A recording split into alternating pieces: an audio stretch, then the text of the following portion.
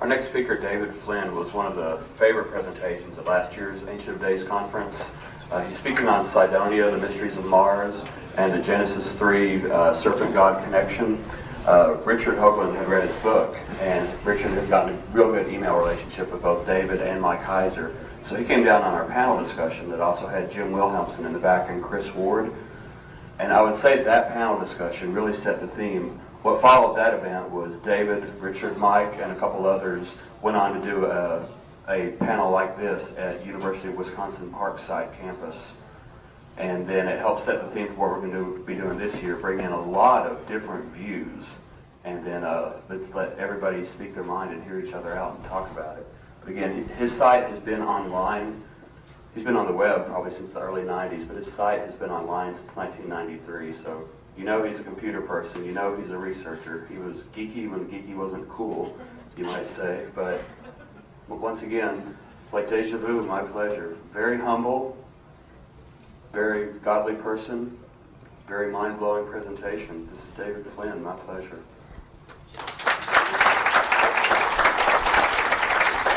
Thanks a lot. Thanks a lot, Guy. Well, good afternoon. I have a lot to cover, and I'm really excited about doing it. But I think I'm going to have to lead into it this way. I have a screenshot of my website. It's been up, like I said, for quite a while. And it's a collaborative effort. My wife, my brother, they've all thrown themselves into this wholeheartedly for quite a number of years because they feel very strongly about the topic. And the topic, you can kind of see here at the screen still that I have from the site, has to do with the occult nature of UFOs.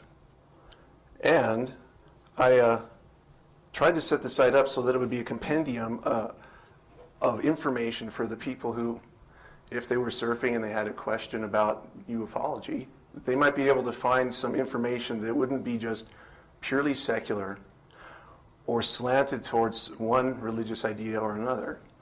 And the way I thought it might work best then, and I think it's almost divine providence, was to come up with a word that seemed to have a double meaning. And that word is watcher. That's why the site's named the Watcher website. Number one, I was trying to draw in the ufologist who is an aficionado who understands that the abductee has been hearing these abductors tell them that their names are the Watchers. And from very early on, I think in the 70s, that fact had come out. And that was intensely interesting to me. It was fascinating because I have a background in theology. I immediately recognized that that word was very integral to the cosmology and the theocracy of the early civilizations, not just the Semitic civilization, not just the Hebrew civilization. We're talking about the Greeks, we're talking about the Sumerians, we're talking about almost everything in the Middle East that you can think. They have an idea that there was an interaction between heavenly beings from a very, very distant part of antiquity, and that those heavenly beings had a very forceful role in events later on in history. The other side of this explanation for the name for the site is that as a Christian, we're told to watch for the second advent of the Messiah. Well, that's just a real basic tenet of Christianity, that the Messiah came already and he'll come again. And around this understanding that the Messiah comes again is a whole body of study, eschatology, the science of things that will be, that outline what world events will be taking place. Now, this Bible prophecy, this scripture prophecy, talks about a recapitulation, a repetition of what happened, especially in antediluvial times. The word that's used talks about the time before Noah. And there's a lot of speculation about what time that was. However, on my site, we talk about these things, and we have secular viewpoints, we have theological viewpoints that cover hundreds of years of research. But I think the name Watcher is very integral to this whole point, this whole lecture that I'm going to give you, because if we understand who the Watchers are as they themselves explain, both in the past and now in the present, we'll get a very clear view of what the UFO phenomena is, a glimpse into even Siriology, the study of crop circles, and most especially the connection between Mars and Earth, and whether or not there are artificial structures on Mars, like Richard Hoagland contends, and I think he does so with a lot of merit. So, here we go. I'd like to direct you to this little guy right down here. He's a classic alien gray. My brother actually drew this picture and copied it later on after he was inspired through a talk we had about Philip Corso's book, The Day After Roswell. And the whole idea was that in his book he said that the Roswell crash did happen. Our Air Force did recover pieces of this craft, and that they were quickly classified. And then later, he came across documents that detailed how all these parts were put back into the private sector of our economic infrastructure, so that they could be back engineered and then put into technology that we're using today, like this, like my computer, integrated circuitry, and that sort of thing. So you can see in the hand of this little alien gray, who I have to keep reminding myself is a watcher also, he has a tetrahedron. And that was a little later. We put this in about 1997. It was a link to go to my brother's encryption privacy shareware, which was something he developed on his own. It was just to encrypt emails so no one could read them. And it was actually a pretty good privacy shareware that he had set up. But it was kind of a tongue-in-cheek sort of ploy to put an alien purveying this type of technology. And the tetrahedron connects to Richard Hoagland's work with the angles that are measured in the Sidonia site on Mars, these intelligent angles, these designs that seem to repeat a tetrahedral geometry. And a tetrahedral geometry, of course, the first of the Platonic solids, which this alien is holding, is indicative of that idea. Now this is a close-up view of it. This is the original picture. He was holding an integrated circuit, which I think is the focus of where this technology, what we were talking about with the Philip Corso book, where it came from. It seems to have been miraculously developed. And the more my brother talked about just how intricate these sort of things were, how the chemical makeup of this chip seemed to be so random that it really did make a lot of sense. It sounds fringe and loony, but we were still doing this kind of as a ruse. And this is 1996. This is a crop glyph. You can see calling them crop circles because it's clearly not a circular structure except for the thing that this alien's holding. But it appeared in 2002, August 14th, outside of Winchester, England.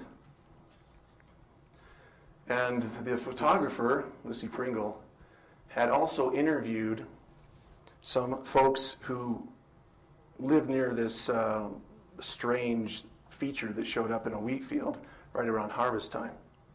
And they had witnessed lights swirling around and then zooming into the sky, and also strange pulsing noises that they assumed were a generator or maybe a helicopter. But this feature is huge. It's about 390 feet tall by 240 feet wide.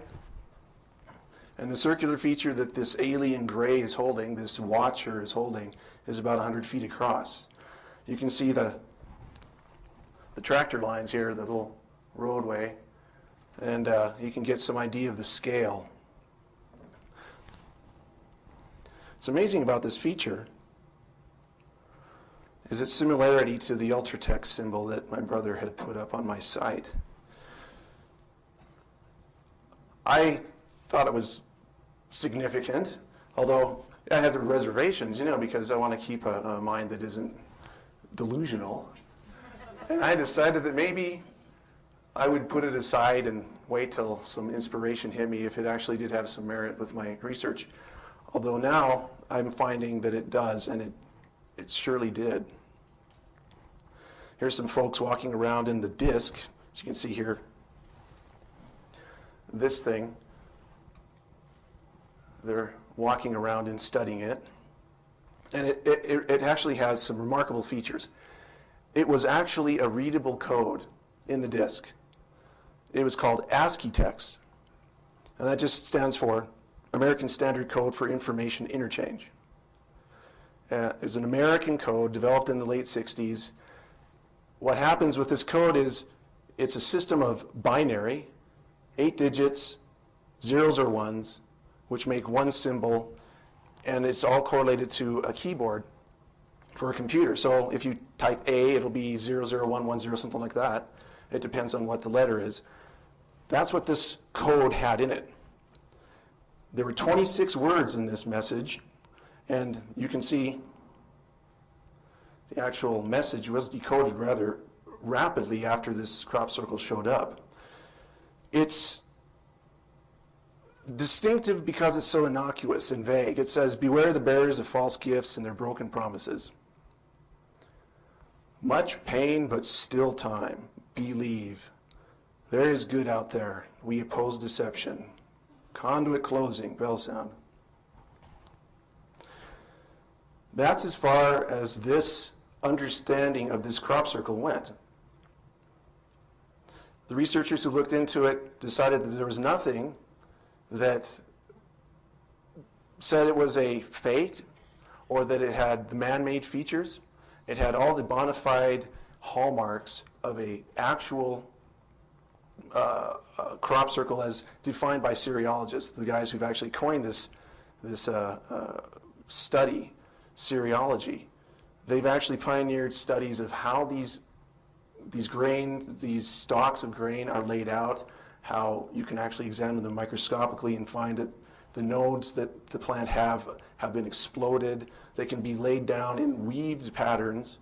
There's so many things about this crop circle that were right on the mark for the real phenomena that most researchers were baffled. They said, okay, if this really is an alien communication, why would they use American Standard Code? Why would they use American text? Why would they put out such a cliche picture? It just seems a little bit far-fetched, and so it was just kind of left alone. And there is more to it. In fact, there's so much to this that I think you could exhaust years studying it, and you wouldn't end your discoveries.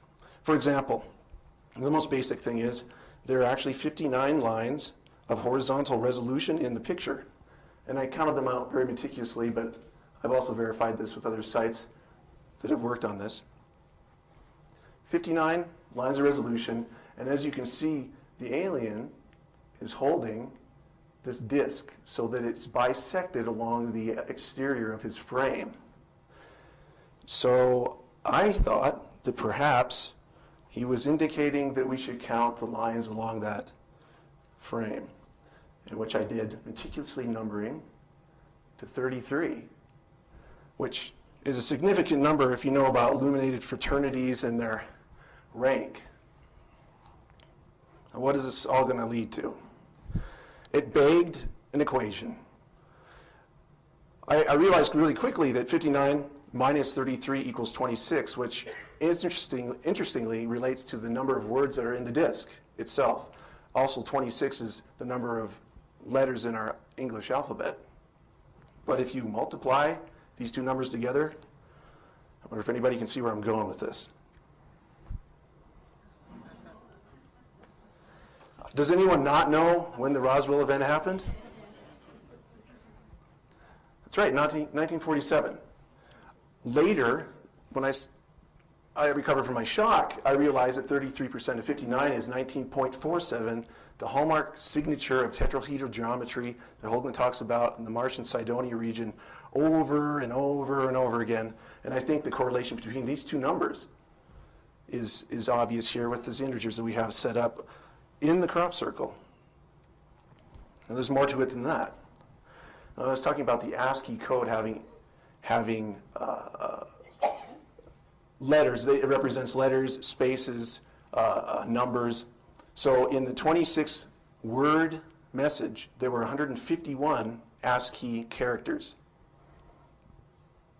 And I made sure that that was correct too. It took me quite a while because I realized once I had pegged what this number was and it was wrong, I would be led in the wrong direction.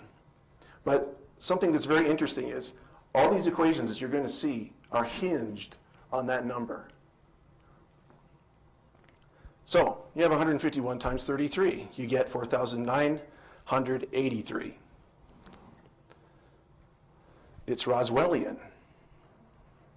It's exactly the distance in miles along the curvature of the Earth from the latitude and longitude of where this crop circle showed up outside Winchester, England, and the actual crash sites of the Roswell incident.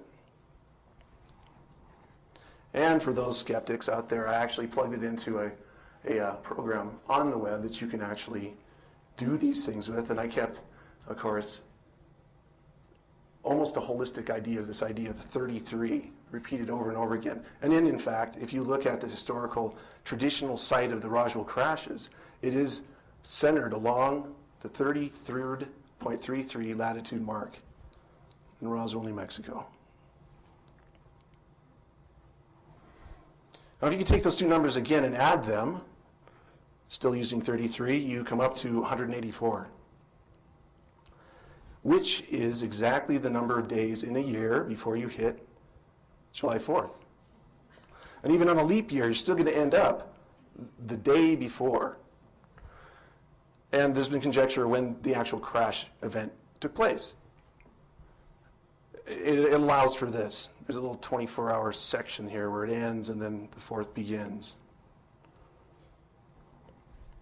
Now, as there was 151 characters in this code, 26 words, each character has 8 bits of information in it. That equals 1,208 bits of ASCII code.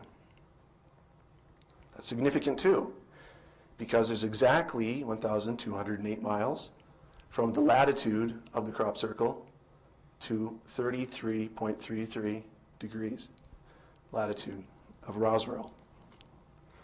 And then I also plugged it in here so you can see that there's a little room for error. I didn't know exactly the coordinates outside of Winchester, England, and I had a pretty good idea where the crash site is northwest of Roswell. As you can see, it's very, very tight. Now here's a piece de resistance. And as a segue, the Europeans are mostly more open than the American press when they look at this phenomena. We have oftentimes media blackouts for spectacular things like this. I don't think this was ever shown in the year 2000 in any mainstream media in America. But this is all over the place in France and England. They didn't have any bias. But as soon as they found out that this text was in English, they dropped it. But Roswell's in America. And we speak English here primarily, so I can see what's going on. But it's interesting. In my grade school geometry class, I remember something like this. It was because it was the function of pi. It was a geometric representation of the function of pi. And pi is really a simple thing. It's a wonderful number, 3.14159265. I'm proud because I memorized it to the 8th decimal point. But anyway, you got this line here, which is actually bisecting the circle. Now, if you know the distance here, you multiply that times pi, and you get the circumference. Or if you know the circumference, but not the diameter, you divide pi by this, and you'll get this. So it's a wonderful number. You can actually find the area of the circle also, but I won't get into that. What it looks like is this alien is saying, this watcher is saying, why don't you solve for pi? Well, I already knew this was 100 feet long. So the result would be just move the decimal places over to the right, two spaces, it's 314 feet, 0.15 feet then, the circumference. But that's not the integers that we're using. It's not the actual measuring system that we're using. There's 33 lines along here. So what happens then if you would multiply 33 with pi? In fact, I started thinking maybe it was referring to the cross site at Roswell, because all these other equations pointed to Roswell so eloquently. So I actually multiplied pi times 33.33. And you can see 33.33 here is a crash site latitude. And what you get is the crash site longitude. Now this is in decimal. There's two different ways of measuring latitude and longitude. One is with arc minutes and seconds, and one is with decimal like this is. But the coordinates are so exact that when I plug this into my Map-O-Rama location finder, I actually ended up within a 50-mile radius of almost all the major crash site, at least the legendary areas, the traditional areas of the crash site for the 1947 event. There's the city of Roswell. You are here. In fact, this whole idea of Roswell's latitude dividing into its longitude equaling pi is one of the main reasons why the Roswell event happened in this location. I've heard a lot of conjecture over why the crash ended up here. Accident, our nuclear technology, perhaps our radar station, something that no one really knows because it was top secret and hasn't been released yet. It's all part of a bigger plan. It's a part of a plan to educate mankind. And these guys have been around for a long time, the Watchers. It's so accurate, in fact, that if you are to calculate the latitude and longitude divided into each other, you can actually draw out pi lines, which almost look like aircraft flight paths. And I was very curious about this. I had my brother actually go to his map program and plot these lines, and he ended up getting this configuration. And the reason is 33.33 through here. If you're measuring in arc seconds, they end at 60 degrees, so you're going to have to jump to do the next calculation. So there's only two lines that long. This one represents the digital line. This is a 33.33 line. And this is a map of the traditional crash sites. There have been speculation over which ones are authentic and which ones aren't. And this is by no means a real accurate map, but the general placement of these things is here. And this is the site, the area that I want to focus on, because this is where the pi lines actually occur. In fact, they do occur on the pi lines.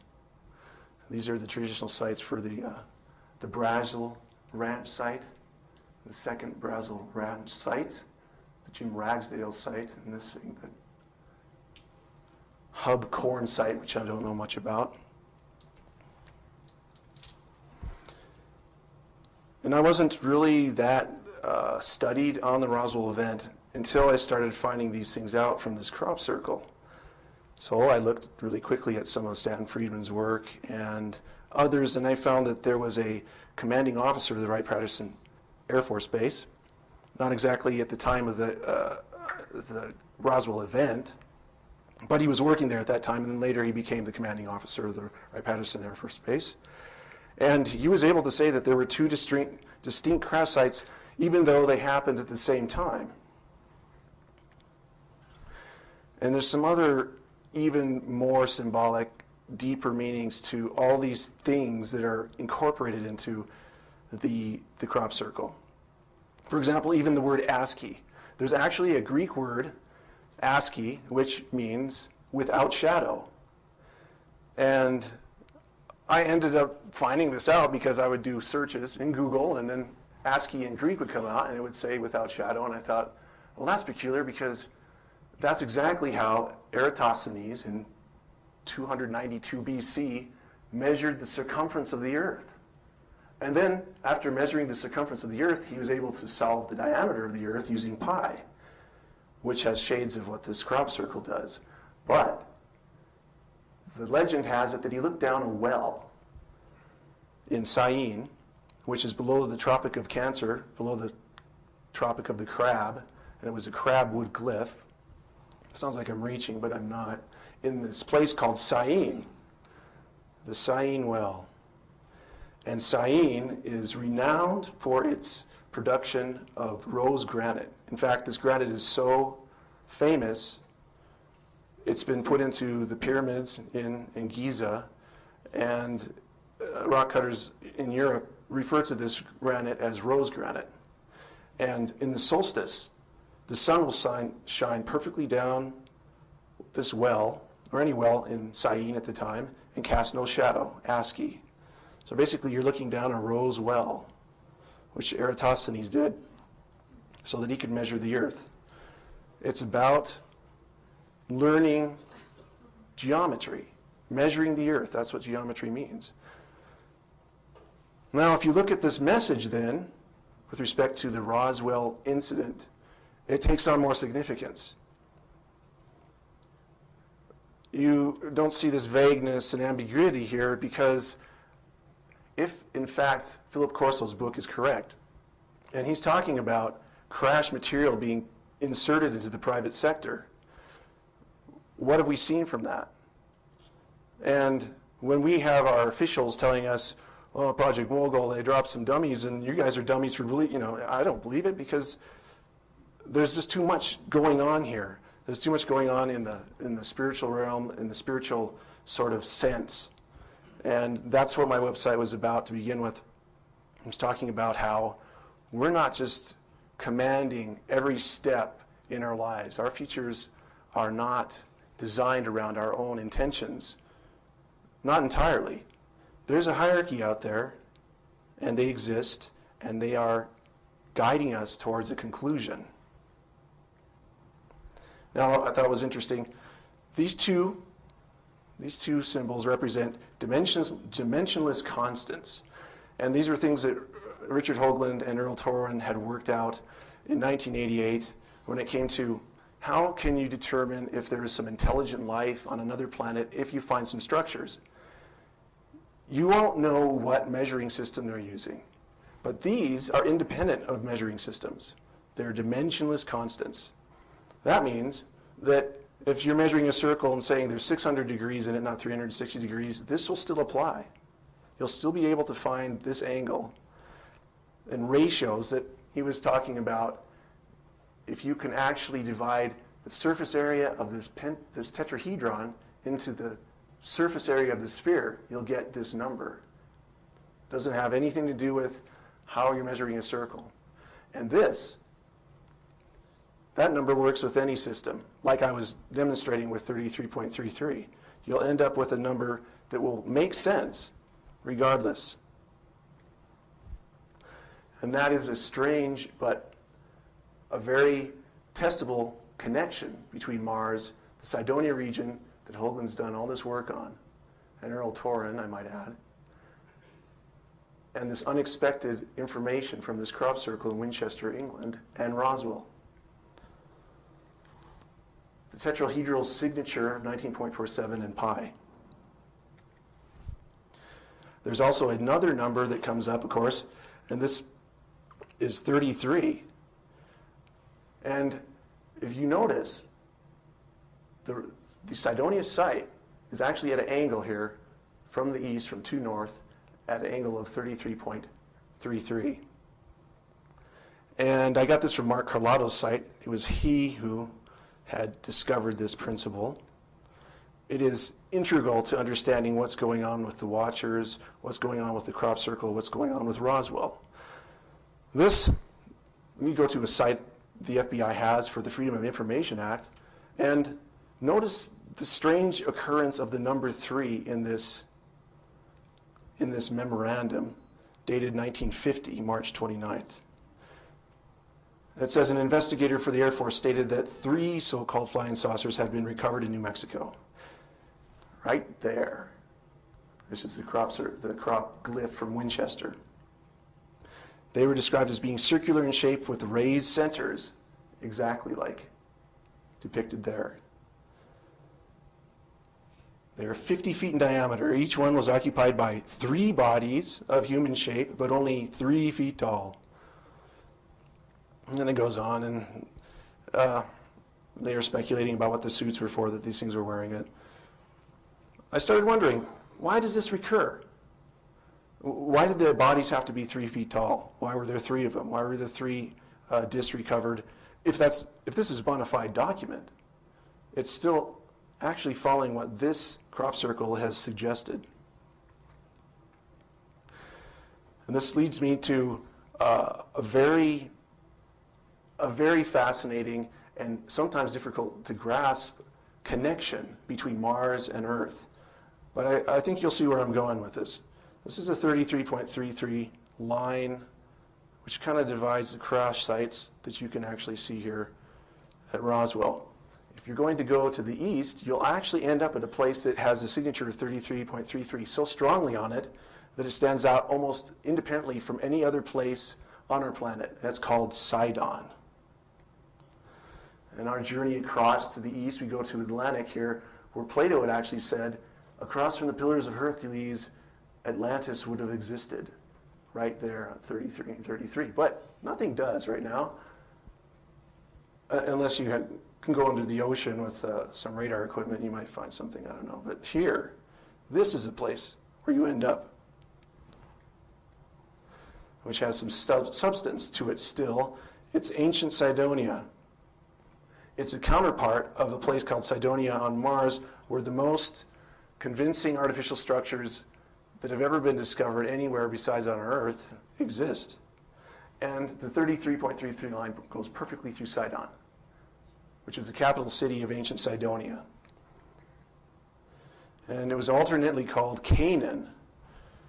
And the quick explanation for that is Canaan was a son of Ham, who was the son of Noah, but Sidon was the son of Canaan, the first son of Canaan. So you have 3 generations removed from Noah. What's all this about 33 and a third? I thought about it for a while, and I thought, why don't I just come out and say it? Revelation gives a really clear understanding, and Revelation is so maligned when it comes to the secular historian.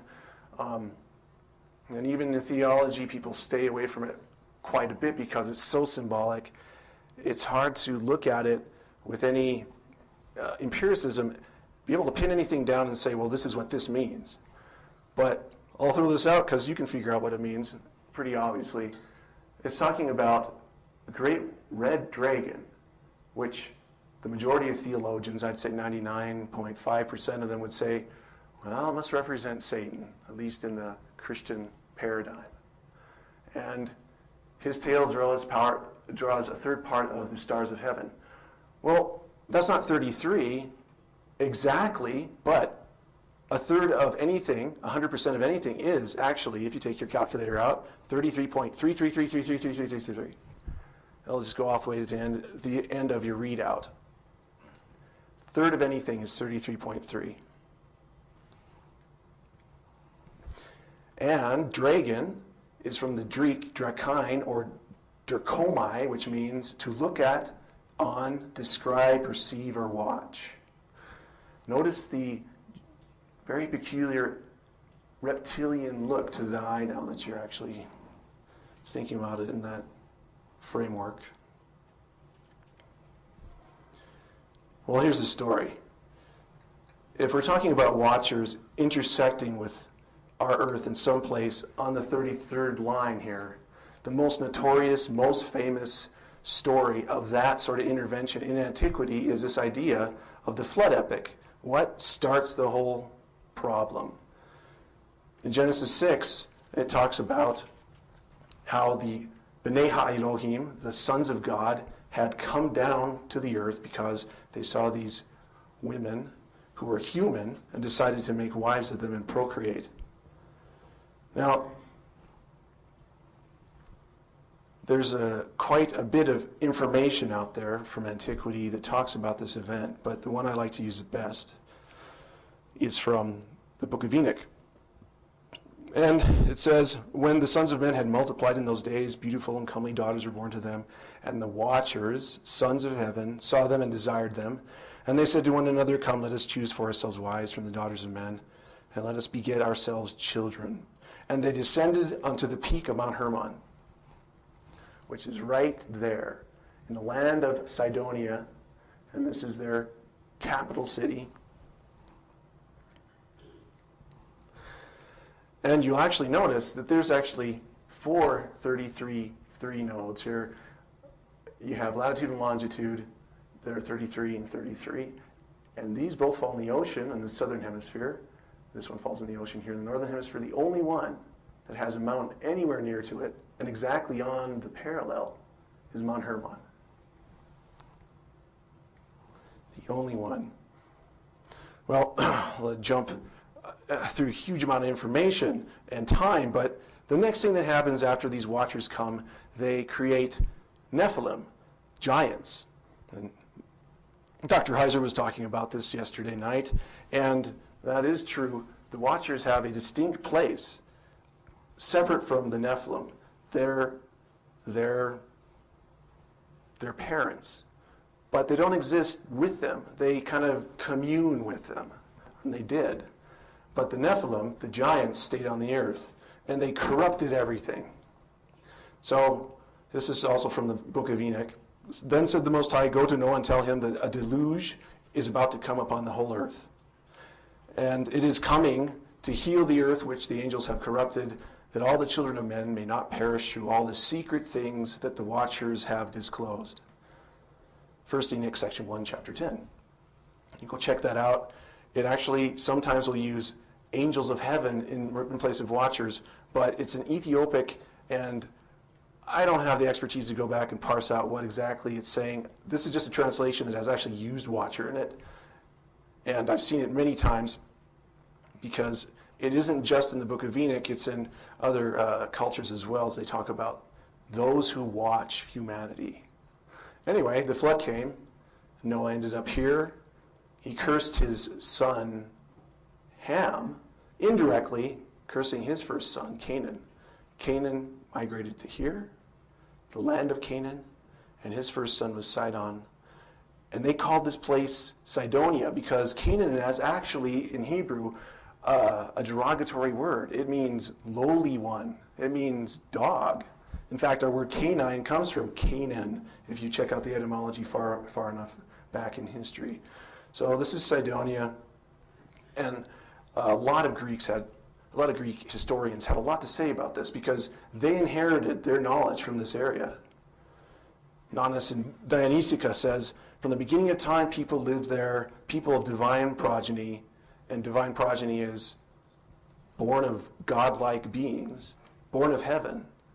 Their age is that of the universe. Well, that's a direct description of what I just said, and Enoch just explains here. This is where it all happened. This is where these angels came down. This is where the watchers came down and started their program of breeding with women, human women. So did they leave a legacy? Is there anything here that's remarkable that might say something about why the Greeks would say this is the oldest place on earth? That Sidon and Sidonia was the actual birthplace of knowledge on our planet? There is.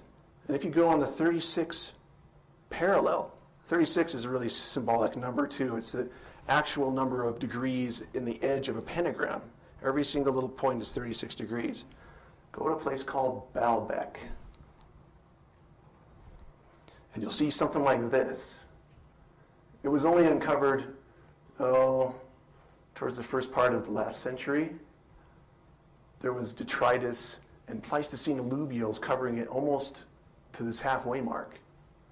Now, Pleistocene alluvials are rock and matter that have been placed there with the agency of water. And you can't be a Pleistocene alluvial unless you're over 13,000 years old. But that's what the geologists actually classify all this overburden here. And you can see there's these little guys standing by this huge block of rock, which is still fixed to the bedrock underneath. It's 72 feet long, 14 feet high, and it weighs an estimated 1,720 tons. Also, you can see the extreme weathering on these little facets here. This is actually a quarry that the thing's in. Here's a more modern picture. Lebanon's very proud of this artifact. They excavated this whole area here, and you can see the extreme weathering on these things. These aren't 4,000 years old. These aren't even 6,000 or before even writing old. These are at the Pleistocene age. The Pleistocene is marked by a global die-off. If you're a paleontologist, you understand that the marks in geology actually are originating around die-offs, global die-offs. And geologists will agree that the Pleistocene age ended about 10,500 BC, or 13,000 years ago. This is part of what's called the Baalbek Trilithon. There's a little guy with a fez regarding this huge edifice. It's actually a foundation for a huge complex above it. And you can see there's little edges here broken off that somebody had actually come back to this site after it had been destroyed, if it indeed had actually been built intact, and put these extra stones here and try to actually rebuild it again. But these things are about a level of two-story house, the top, and they're a little bit lighter, about 1,200 tons. And here's a wider picture of the Trilithon. And these are two guys standing above it. Its enormity is stupefying. If you actually get a chance to go here, which you probably wouldn't because the Hezbollah have a big training camp right here now, but if you could actually go here, you couldn't comprehend it. It is just such a large structure. And then above it, you see this incumbent masonry, and then another change above that. And archaeologists want to say that the Romans did it all. But you can see that there's three different styles, at least in the face here. You can see Roman architecture here, and then you can see that are Hellenistic Greek, and then you have the Canaanitic, the Sidonian here, and then who knows who built this. The legends have it that Cain, the first son of Adam and Eve, built it in a fit of raving madness. But that's the legend there. Now, from this area called Sidonia, the knowledge was brought out into Europe by Europa. And really, she's an important person because she was a princess of Sidonia in the Greek myth. And most people don't realize that her name is why we call Europe Europe. But the story goes that she was abducted from the coast of Sidonia, which is now Lebanon, and she was brought to Crete. And if you go to Crete, you can find all these effigies of women with these big eyes. And you wonder what that's all about. Well, Europa actually means wide eyes, or being able to see really, really well. And interestingly enough, Apis and Appa have a common etymology. They are snake and eyes. This is actually an effigy from Crete. Here, a woman with her eyes open as wide as she can have them, and there's eyes on her little crown here, and an owl, which sees really well, in the dark even, and snakes. She's always referred to as a priestess of Crete. Well, Europa, in the myth, came to Crete. She brought this knowledge from Sidonia to Crete. And here, this is a Roman carving of Demeter. Notice the same attitude of the arms and the snakes in the arms. There's definitely some illuminated connections here. And this would be the origin, biblically, the first transfer of heavenly knowledge to a human being by a watcher, which is he, who's also a serpent, interestingly enough.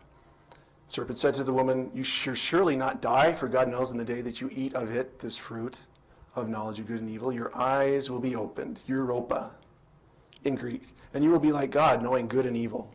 And though Satan was in the guise of a serpent here, being subtle, he is an angel from above, from the heavens.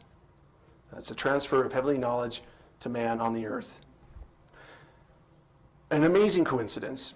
If you look at all these Renaissance paintings of that actual transfer, you'll notice that there's a commonality between this fruit.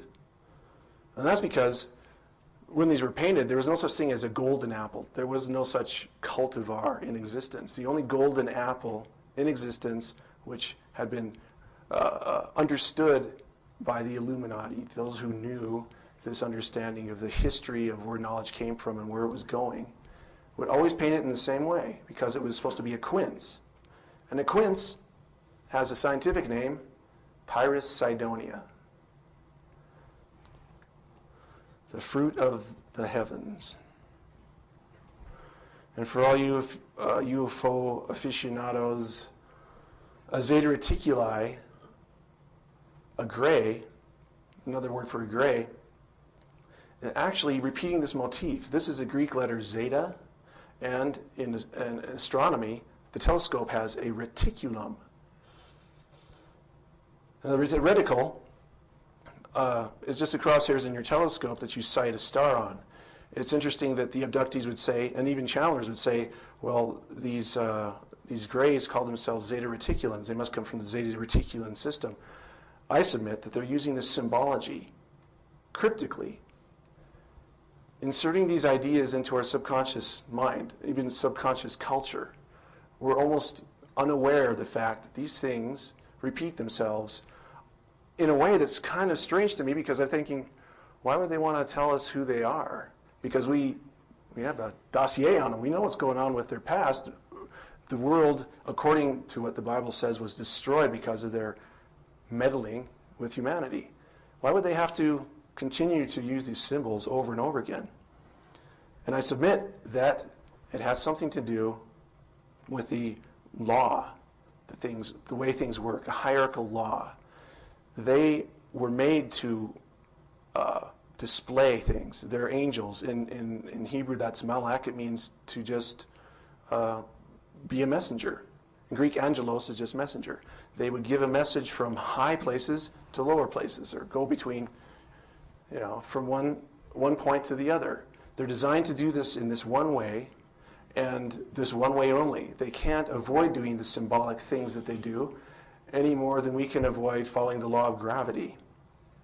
Now, the knowledge of geometry has always been, at least from farthest antiquity, a sacred science. Not just sacred geometry. There's no distinction as you go farther back in time. It's all sacred. And Plato was even able to say that geometry, rightly treated, is the knowledge of the eternal. And why would he say something like that if you just got really smart when we were able to make really good circles and build really straight houses? I don't think it has anything to do with eternity. But it does if you look at it from the idea that it was given from above. And a real good someone studying geometry will understand that. The illuminated fraternities who put such a huge emphasis on geometry understand its origin. That's the major message of geometry to them. And here's how it works. This is how the heavens are even now anchored to the earth. And our first clue is right here in Sidonia, ancient Sidonia, also called Canaan, now called Lebanon, Beirut, a little part of Israel here. It was an actual big place, but it centers around this mountain here, where the first descent of angels came to corrupt mankind with their secret knowledge, according to Enoch. Hermon is called Sirion by the Sidonians. And then if you look at the name Canaan, in Greek, kunon, dog, Canaan, rule. Interesting connection. Latin, caninus, canis, dog, of course. Cana, reed. Canon, law, measurement. It seems like a system of measuring something, a dynamic standard. connected to this lowly guy named Canaan. And this is the key. Canis Major, Sirius, the dog star. Now, the reason this is an important star is because in the northern hemisphere, the northern celestial hemisphere, this star is the brightest. There's no other star brighter than this. Now, it's interesting, too, that this symbol here, to the Egyptians, represented Sirius, and especially this little five-pointed kind of starfishy-looking star. You could say it's a pentagram, pentagon sort of thing. It's got 5 points, a little bit off, but it looks almost anthropomorphic. It always has 5 points. This is Isis. And Diodorus Siculus says, and he's explaining Isis here, I am she who rises in the star that is in the constellation of the dog. Well, that connects this symbol with the idea that this deity that's been renowned as a wisdom deity, as an agrarian teacher in Egyptian cosmology, a teacher of how to be civilized, of how to do civilization things, how to read, write, make cities, do all the things that you need to do to become civilized. It came from her. Now you go to Mars. And on Sidonia, Mars, and remember Sidonia is just the sun, Sidon is just the son of Canaan. You see the Canaan star again, the biggest edifice ever seen anywhere in this solar system. This thing's almost 2 miles wide. It's about 1,500 feet tall. And you can see the resemblance here, the star of Sirius.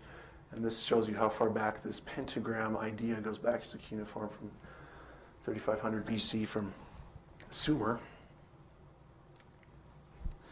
And another interesting thing about Sidonia on Mars, look where it's located. Prime meridian, 0, where you measure everything from. The standard. Sidonia can be also Canaan. This is where you measure Mars from, at least east and west.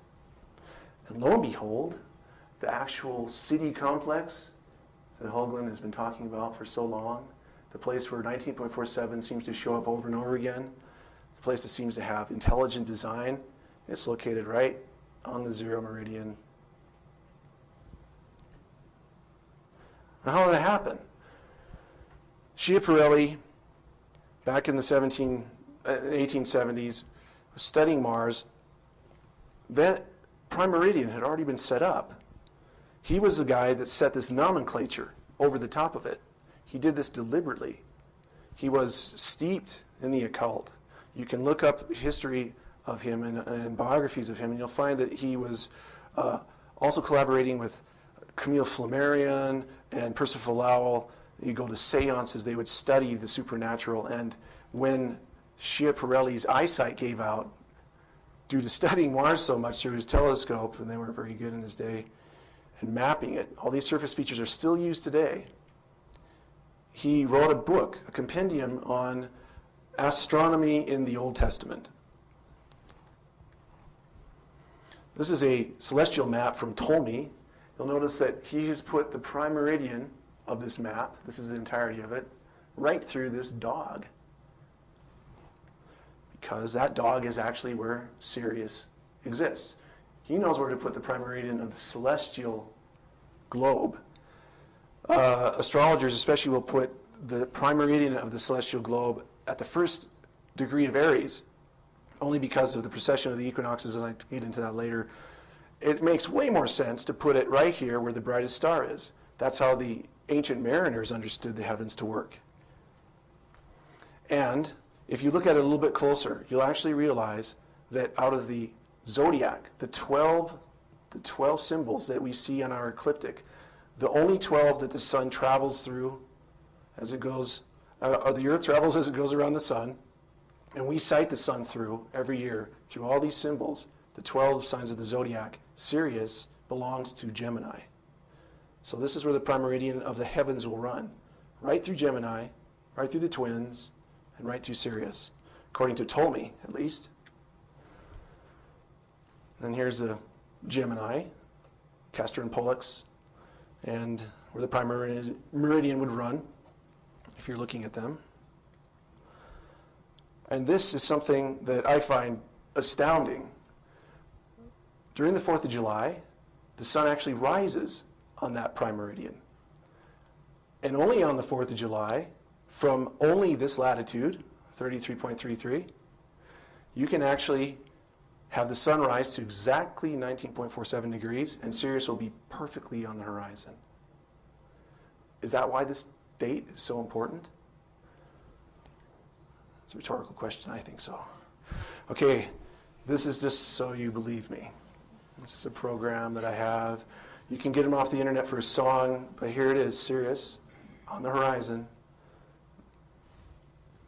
and the sun at 19.47 degrees, the stamp of tetrahedral geometry, right in Gemini, right there. And then, of course, there's the altitude again. 19.5 is a round number of 94.47. I can't really get it to anything more narrow than that. And then, of course, Roswell, New Mexico, 33.33. Now, Roswell actually lies on 33.2, but this is where the crash site is, and I can actually adjust it with my program. And the actual glyph for Gemini, the shorthand glyph in astrology is pillars. This is Gemini. And that is significant because now we actually can find out how the heavens, if the prime meridian of the heavens is where Gemini is, and Sirius, the pillars then connect the heavens to the earth in some way. And the Greeks explain it. In Homer's Odyssey, he says the Atlas, who was a Titan, the magician, knows the depths of all the seas, and he, no other, guards the tall pillars that keep the sky and the earth apart. And he uses the word pillars here, not pillar. Amazingly, the myth goes that Atlas was holding up the sky, and Perseus came and held the head of Medusa up to him because he wouldn't let him pass, and turned him into mountains. And you actually notice that the only Atlas mountains on our planet are perfectly on our 0 meridian. And this is borne out here by some Greek lyric, a fragment from the Etymologicum Magnum. I love saying that. And here it is. This is how the heavens and the earth are connected. This is what the Watchers are trying to tell us. For some very specific reason. The prime meridian, the Atlas Mountains, the mythical Atlas holding the pillars, which are Gemini. Where Sirius is the brightest star. It's just fairly logical. Brightest star, prime meridian. Where heaven and earth meet, where time and space are measured. Even Albert Magnus, he is highly venerated in Catholic circles, said that all the powers of things below originate in the stars and constellations of the heavens. He's been canonized, actually. He was canonized in like 64 or something, kind of late.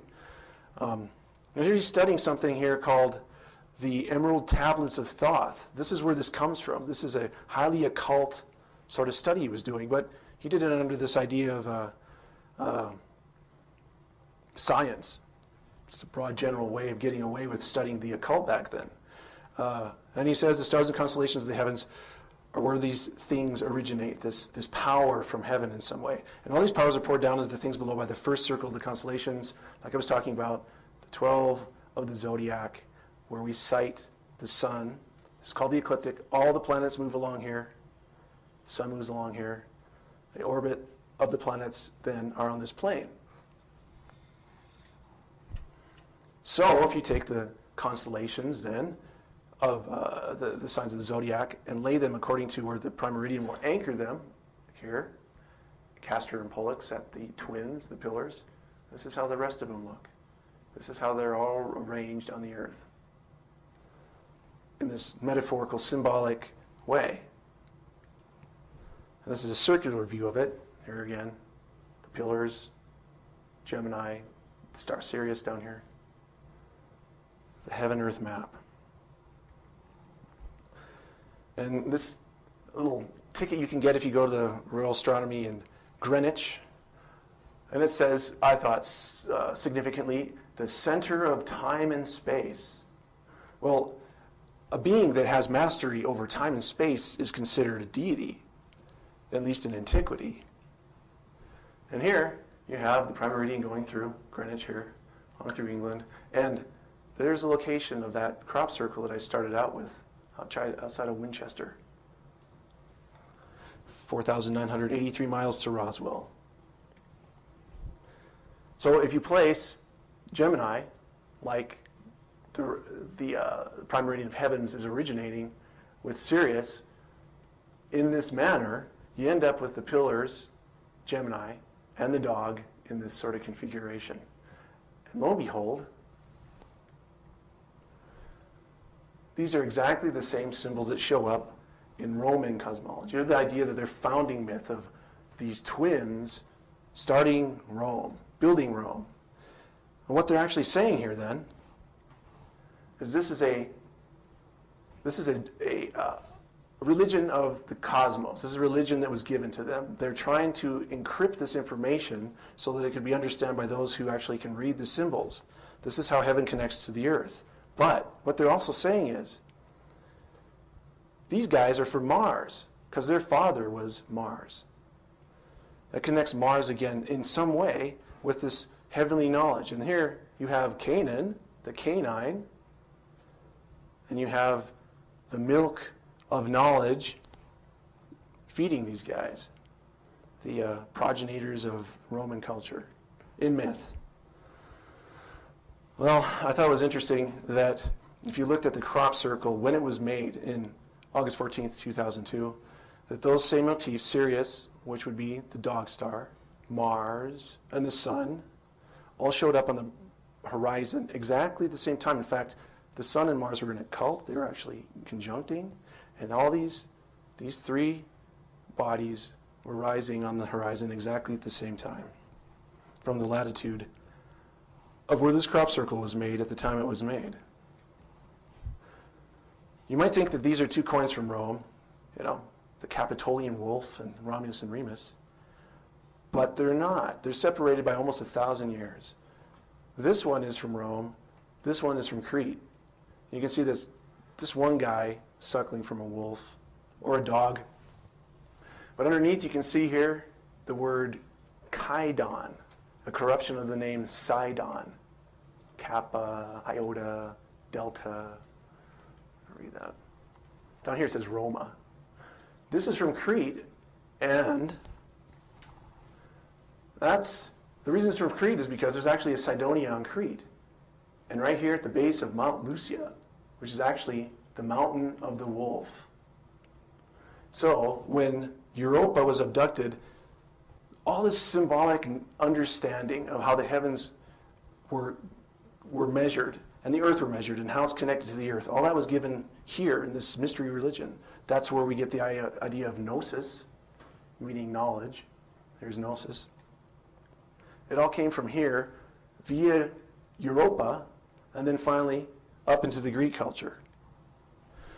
Now, in this heaven-earth matching system, this mirror of how heaven and earth are related, when you talk about the constellations anchored over that, this is from Crete's myth of Theseus dispatching the Minotaur.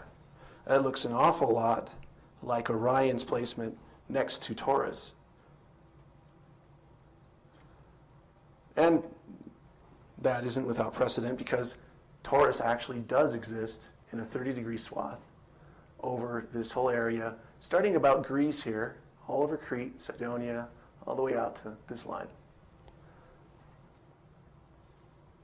And that also explains why we have so much myth about Romulus and Remus, the twins, and the dog, because there's Rome right there, right on the edge. Rome is on the Tiber. The Tiber in Latin means the divider, and in fact, the Milky Way divides the zodiac in half. 6 on each side, right through there, right at their feet, and goes right up through there.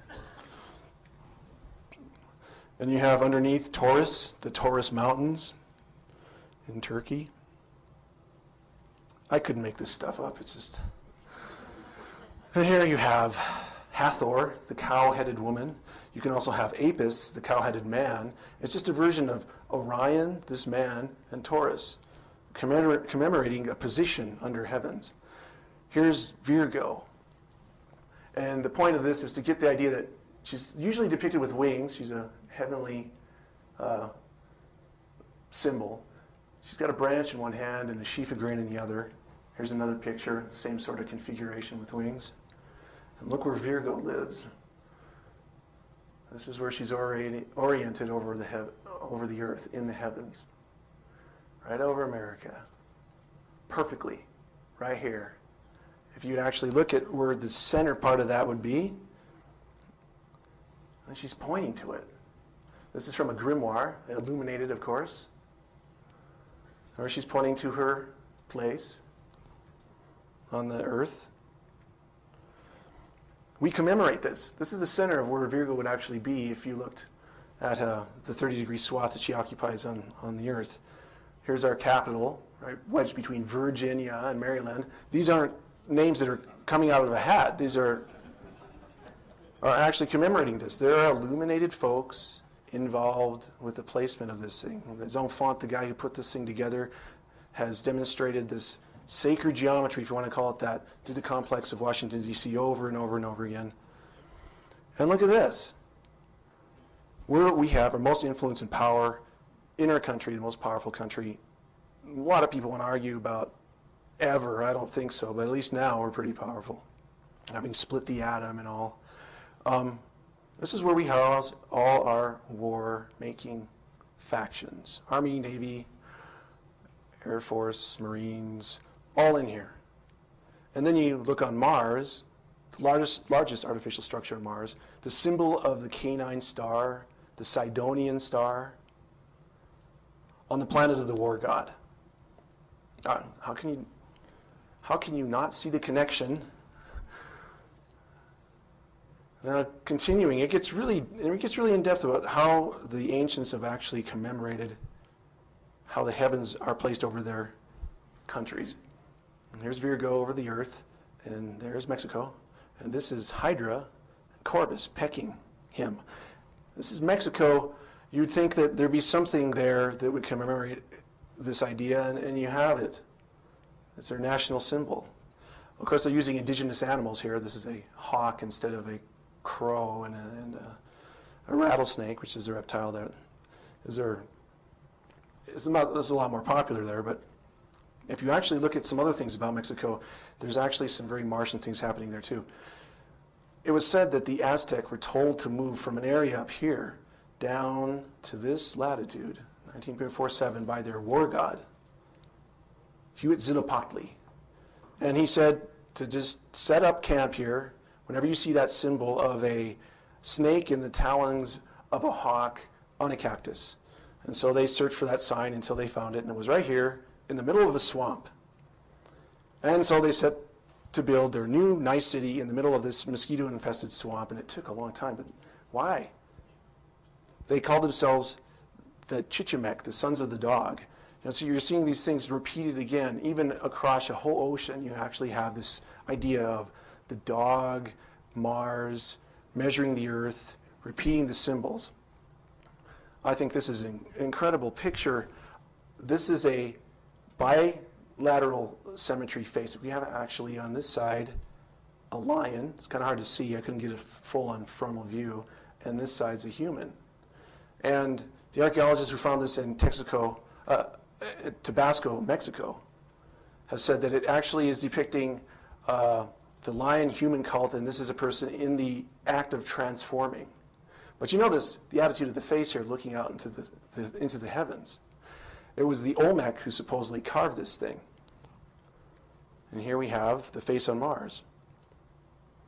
Notice the strange similarity here between the features that NASA would have you dismiss completely out of hand. I've gone to trouble to actually highlight just exactly how integral the lion eye here and the nose are incorporated into this ancient feature, which I believe has every hallmark of an artificial structure. This, of course, is almost 2 miles wide by almost a mile, 2 miles long by a mile wide. If you continue down to South America, you find Leo dominates the country. If you go to this little city here, Cusco in Peru, you'll find amazing artifacts. This is a megalithic site called Sacsayhuaman. This woman standing here in front of one of these great walls that were excavated, maybe only about 150 years ago. But right through here are stones that weigh in the 150-ton range, and there's a big enough one here to actually have been estimated at over 300 tons. What she's actually standing in front of is one tooth. Here are the rest of the teeth in a big jaw of a giant lion that the whole city of Cusco, Peru was built over or into. Here it's a little bit degraded with modern convention, but it's the mouth here with the teeth that you were just looking at, commemorating the lion above them. If you go to Bolivia, which is about a little bit over 100 miles to the east, you'll find a place called Puma Punku here. This is on top of a place called the Antiplano. It is the Altiplano. It is actually about 13,000 feet above sea level. That's more than 2 miles high. The archaeologists who look at this thing say it was built in 200 AD, which is pretty difficult to explain when you talk about megaliths here that weigh up to 440 tons that were transported from a 10-mile away quarry. And they're hewn in andesite, which is incredibly hard. And this is supposedly a dock, a port for ships. Even though it's at the altitude of 13,000 feet above sea level right now. It's actually 15 miles away from Lake Titicaca, which name means lion cliff, Titicaca does. So you have the Puma Gate and the Lion Cliff in the same area, in an area where no one could grow anything because it's too high, and that supposedly held ships and docks. Here's a picture of the shattered remains of Puma Punku. This is the megalith that weighs around 400 tons. They're shattered and jumbled together like tinker toys. And this has all been uncovered just recently. These are some of the newer excavations. They don't have enough money to really take the overburden off the top of it. But again, a geologist will tell you these are Pleistocene alluvials. And they're not just plain Pleistocene alluvials, they're called marine Pleistocenes, which means they were deposited by salt water. So what you have to ask yourself then is, what are alluvials doing here from the Pleistocene? Because the Pleistocene ended 13,000 years ago. And this looks like some of the most intricate stone laying. I mean, if you look at these pieces of work here, they're hundreds of tons. You can't even insert a knife blade between many of these. They're set with such precision that they're dug down into the bedrock and then multi-facets so that they don't jar loose.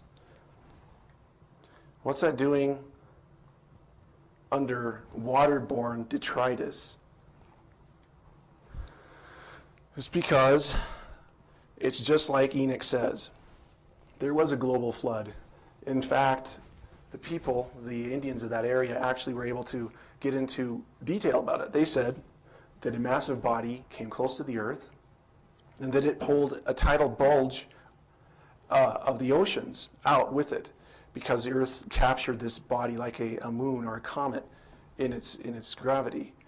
And as this orbit decayed, it reached its Roche limit and fragmented, and this huge wall of water, this huge mound that was moving along with this moon was dissipated, and it flowed back towards the poles each direction, and it wiped out their civilization in one night. And that's their legend.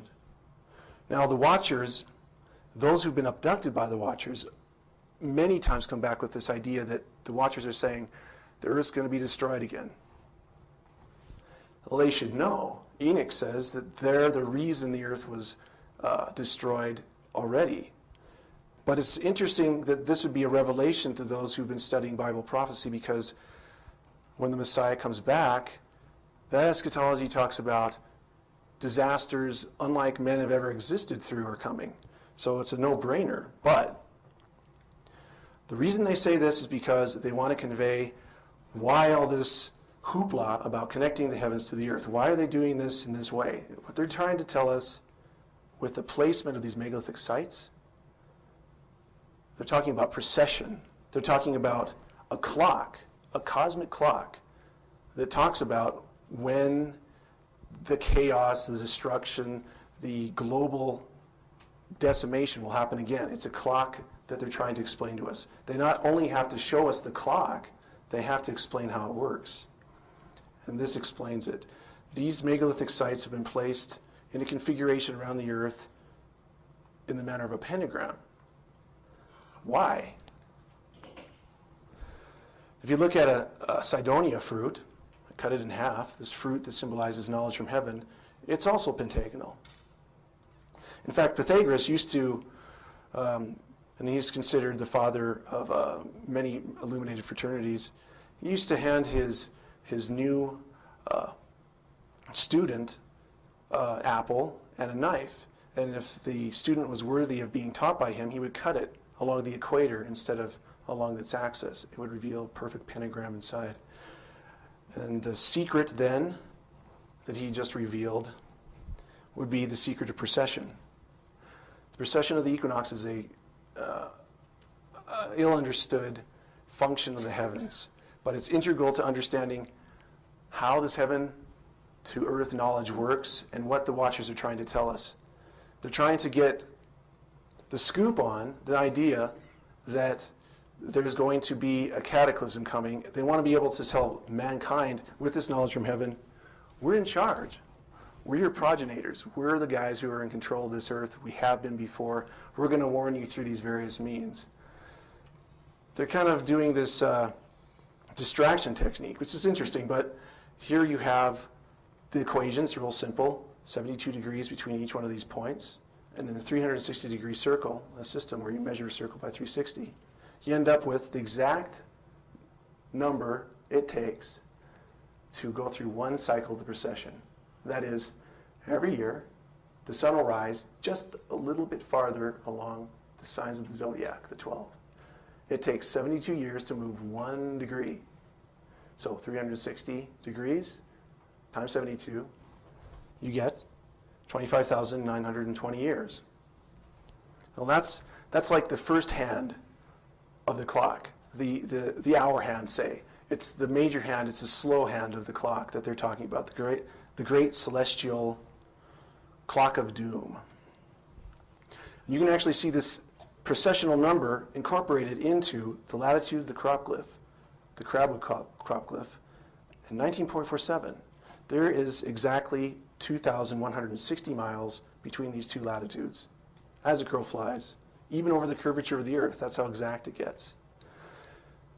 2,160 is exactly the number of years it takes to move through one sign of the zodiac. Just for the heck of it, I decided to divide that number by pi, because it seemed to be something that the crop circle the watchers were showing, and lo and behold, the number you get is exactly the number of days in a Martian year. This is connected to the Earth, though. We're talking about how many solar days in the Earth it would take to equal a Martian year. And then in addition, I didn't put this up because it wasn't quite as significant, if you subtract 333 from that, you get exactly the number of days in a lunar year. Okay, well, in addition to this idea of precession of the equinoxes, there are 4 cardinal points to the ecliptic. Here's the 12 signs of the zodiac are aligned on here, but there are 4 cardinal points as the stars. The brightest ones on the ecliptic are in these constellations: Leo, Ophiuchus, Aquarius, and Taurus. And that is a signature of a cherubim. Now, this is a symbol that many who study history will realize have been around for a long time. And they're a huge part of an insight or a symbol for the angelic beings in the Old Testament. They had 4 faces, Ezekiel talks about. Well, there's 4 cardinal points to the ecliptic. If you combine them all together, you get this unique little animal here. And this one is an ivory from, it escapes me, but there's a head here, a human head, 4 paws of a lion, eagle wings, and the back part supposedly of a bull. The bull tail is up instead of down, so they believe that it's a bull. It has all the hallmark and stamp of an angelic being, which seems almost like a paradox. If the Watchers are angels, but angels are in the Bible as being good guys, what's the difference? Well, there are moral alignments with angels. There are those who've decided they will do what God wants. There's those who have actually been corrupted, along with the greatest angel, the greatest cherub, whoever was in existence, who was corrupted by his own beauty. And now we have this interesting sort of moral conflict going on, and you see the motifs of this. It's the center of the Ark of the Holy of Holies, where the Ark of the Covenant was held, the very most holy object that the Hebrews had. These guys are guarding it. The same symbols are on the top of the ark. It's all about something to do with this conflict. The heavens, the angels, humanity. As a side note, the guy who built all this stuff in Solomon's temple was from Sidonia. Hiram of Tyre, he was the king of Sidonia. He didn't call himself king of Tyre, he called himself the king of the whole country, and you actually look in the Bible and you can find Sidonia as being the name that they would use. It was also known as Phoenicia by the Greeks, but that's kind of a derogatory term too, because Phoenicia just means red men. The red men came from there, and there's conjecture over it was maybe the dye industry dyed these guys who, when they would go and trade with the Greeks, they'd have all this purple dye on their hands and stuff. But I think it has a lot more to do with the idea that Mars was part of their culture. Mars, the red planet. And even the face on Mars has some precedent in the Bible. It's in Ezekiel 41, 18, and 19. The panels of the holy place, and this is talking about a temple that doesn't exist yet, in Jerusalem, were made with cherubims and palm trees. So the palm tree was between a cherub, and every cherub had two faces, so that the face of a man was towards the palm tree from one side, and the face of a young lion toward the palm tree on the other side. It was made throughout the house, and that's exactly what we have here. According to the research that Hogan's been doing, and according to this precedent that's been set up, defining cherubs, defining what's going on Mars. Hogan told me that it was a very strange thing I had, this idea that there's angelic civilizations somewhere, or that they existed, that they'd ever manipulate anything into a structure. But the Bible actually says that's exactly what they did. In fact, they taught men civilization. They were the ones that caused humanity to build their greatest edifices. That's just basic. Now this would be the second part of the great cosmological clock, the great clock of doom in the heavens. This word in Hebrew, Leviathan. This is a talisman from Eliphaz Levi. He's obviously illuminated, but this word is Hebrew and actually exists in the Old Testament, and he has it circumscribing a pentagram. So you have the symbol here of the procession, because that's what this symbol is, a cryptic thing of, and this outside of it, there's an addition to it. Leviathan here, he has resolved a little bit clearer with a snake eating its tail. And the reason he has done that is because Leviathan in Hebrew actually means a serpent that's joined together. You can see serpents joined together. In antiquity, a lot of esoteric sort of occult lore. This is actually a New Year's card, so it's associated with the turnover of the new year. You can see here in Hebrew, Leviathan, Happy New Year. Always a serpent or a fish eating its tail. It's a big part of the clock in the heavens because this is the Milky Way. And it's orientated this way around the ecliptic. So this would be the star, the major hand of this clock. And this will be the lesser hand, which will resolve the hour with a greater clarity. And here it is. This is Leviathan. Here's the head of the snake right here, the tail going into his mouth, his body.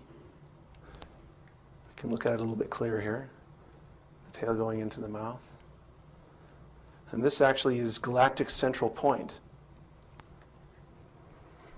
This is how you read the clock of doom. The cardinal points of the heavens where the cherubim occupy, the sign, they don't actually occupy it, but the symbol of them are here.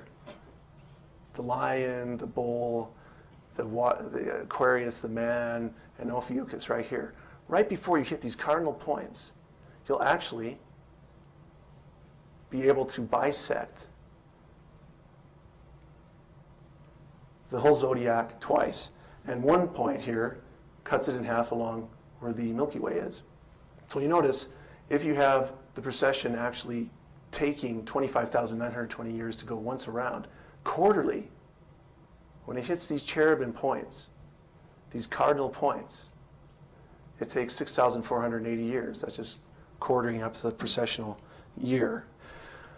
What happens then is that when these signs are aligned to either the equinoxes or the solstices of our year, then we hit what's called the end or the beginning of an aeon. The Greeks actually had a time for the aeon. The aeon, to us, sounds like an ethereal, long stretch of time, but the aeon to the Greeks was actually this amount of time, 6,480 years.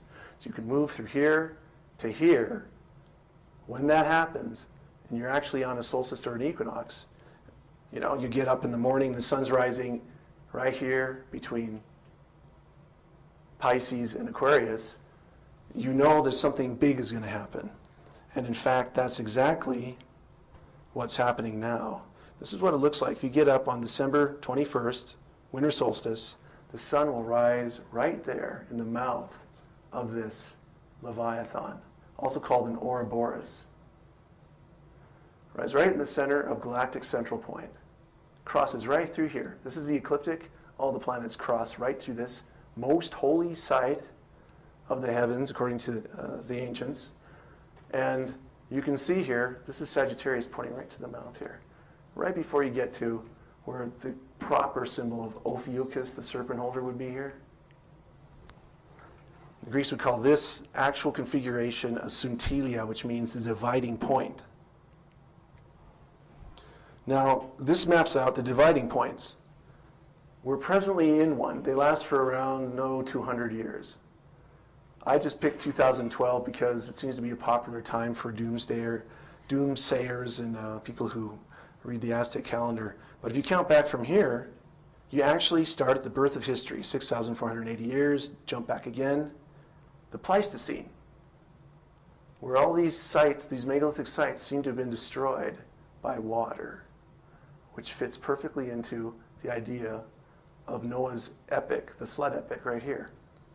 Go back again, 6,480 years, glaciers at a maximum, sea levels below 400 feet lower than present. And then you go back before that, another 6,480 years, at the beginning of this whole precessional cycle, which will end there, or thereabouts, because like I said, it's around 200 years while this sign is being displayed. You see that all humanoids, at least in paleontology, all Homo sapiens died out and the last glacial period began. So this guy, this symbol, Sagittarius, is actually pointing his arrow at galactic central point. He points at the arrow where Leviathan connects. And if you don't know what Leviathan was, you wouldn't think that was so significant. But actually knowing where the tail goes into the mouth of this thing, at galactic central point, it's very significant to have this arrow pointing right at it. And those in antiquity who knew things actually realized that about Sagittarius. This comes from an actual tapestry in France made about 1500s. They incorporated Leviathan here in galactic central point with the body of Sagittarius. But this, I think, is really fascinating. The most ancient depiction of Sagittarius is Nergal, the god of Mars, to the Sumerians. And this is an artist rendition, actually my brother painted that, of this face in profile. And here's a close-up of Nurgle's face in profile. Notice he has two faces. Some say this is a lion. Looks more like a wolf to me. It would still be kind of significant. But he's a cherubim. This back end here, this is a cow. This is a bovine. The front, these are paws of a lion, wings of an eagle, and human foreparts like a human. So he fits a classic design of a cherubim, but he's called the god of Mars by the Sumerians, and he bears this uncanny similarity to the face on Sidonia. Well, Enoch comes to the rescue again, explaining what's going on now in modern times. You have the alien grays, you have what people would say are Zeta Reticuli, or Watchers. Enoch explains what's going on with them. He was actually told to explain to them themselves by God what their punishment would be. And he goes on saying here in Enoch 6, the dwelling of the spirits who were born on earth is earth. They are called demons. They eat no food, do not thirst, and are not observed. As Dr. Heiser was talking about yesterday, the Semitic, the Hebrew belief of where the origin of demons come from is that they were the giants that were destroyed in the flood. Enoch fits that here in this sentence. And then he says, but the dwelling of the watchers, the spirits of heaven who were promiscuous with women, is heaven. They, assuming many forms, and that's a salient part there, will lead men astray so that they sacrifice to demons as gods until the great judgment day, until the time of the consummation of their sin. This is the central point of contention. I wanted to add, when Dr. Heiser was talking yesterday about what defines divinity, what defines a divine being, and I was thinking, could it just be living forever? Immortality? I mean, they are different than humans, and they don't live on the earth. They have interaction with us on the earth. But I think what defines, really simply, in a way, a divine being, an angel, is that they are eternal. They weren't always eternal. They were created at one point like human beings, but they have eternal life already. And this is where the contention all started. This knowledge was brought down from heaven by this being, a watcher, the consummate watcher. This fruit, well, I'm showing, has this connection to Mars through symbology, through occult literature, through history, the Cydonia fruit, symbolizing knowledge from heaven, incrementally showing us more and more on how to become civilized, how to somehow overtake this curse of being prevented from ever living forever. And then you have, and I use the same phraseology here, I actually picked this because the words are actually the same. There's the tree of life, I guess, metaphorically. I mean, I don't have access to this literal tree back in Genesis in the Garden of Eden. But I do have access to understanding this. And metaphorically, I understand this connection. I'm understanding what this is trying to tell me about if I gather more knowledge, if I have more gnosis, someday maybe I'll be able to breach that point between mortality and immortality. I think that's what the contentious point is. I think that's the thing that divides and actually defines what the argument is between the angels who've rebelled and the angels who haven't. What's going on with mankind here right now.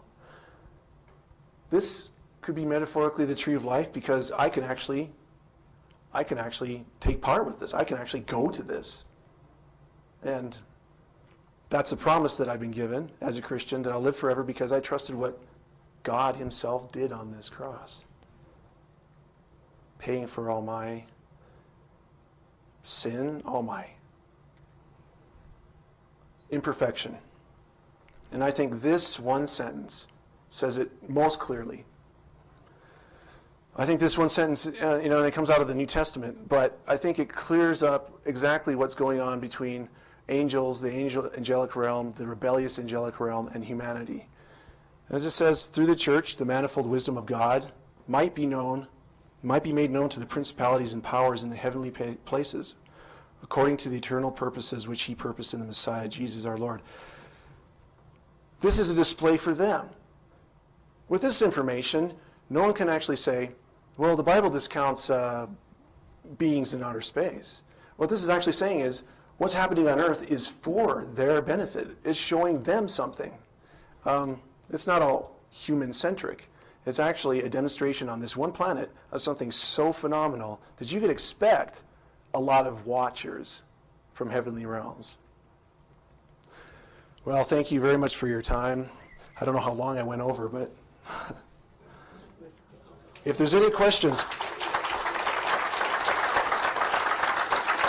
we can put them down on the card. Thank you. We can put them down on the card, and then we'll try to address them during the question and answer session, I think, on Monday.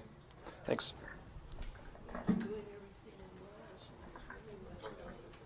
All right, we've got Mike Heiser at 5:30.